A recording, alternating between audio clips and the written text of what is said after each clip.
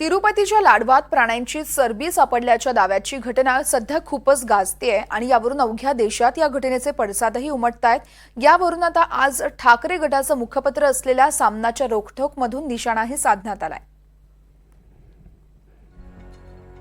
तर सामनात नेमकं काय म्हटलंय आपण पाहणार आहोतच। आपण बघतोय ठाकरे गटाच्या मुखपत्रातून रोखठोकमधून निशाणा साधण्यात आलाय। तिरुपतीच्या लाडवात प्राण्यांची चरबी सापडल्याच्या दाव्याची ही घटना आणि याच घटनेवरून सध्या राजकारण देखील रंगू लागलंय।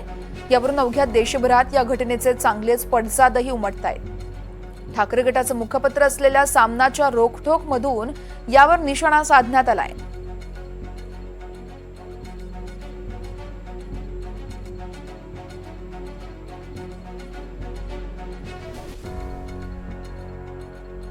आपण ग्राफिक्सच्या माध्यमातून जाणून घेणार आहोत। तिरुपती मंदिरातील प्रसादाचा लाडू ही भ्रष्ट करण्याचा प्रयत्न झालाय असं सामनात लिहिण्यात आलंय।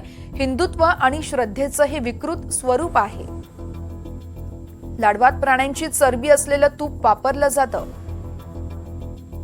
धर्म आणि अंधश्रद्धेची गांजायुक्त चिलीम मारून काही जण हे देश बिघडवतायत असा हल्लाबोल सामनातून करण्यात आलाय। प्रसादावरून राजकारण सुरू झालं, त्यात भाजप पुरस्कृत ढोंगी बाबा महामंडलेश्वरांनी भाग घेतल्याचं या सामनामध्ये म्हटलंय।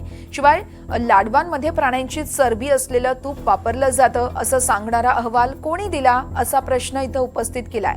गुजरातच्या एका प्रयोगशाळेनं दिलाय, त्यावरती चंद्राबाबू नायडू यांनी श्रद्धेचा तमाशा सुरू केलाय। प्राण्यांच्या चरबीची भेसळ असल्याचा अहवाल गुजरातच्या लॅबकडून चंद्रबाबूंकडे येतो। हा निव्वळ योगायोग कसा समजायचा असा सवाल इथं उपस्थित करण्यात आलाय। प्राण्यांची चरबीची भेसळ असल्याचा अहवाल गुजरातच्या लॅबकडून चंद्रबाबूंकडे येतोय असं म्हणत सामनाच्या रोखठोकमधून निशाणा साधण्यात आलाय।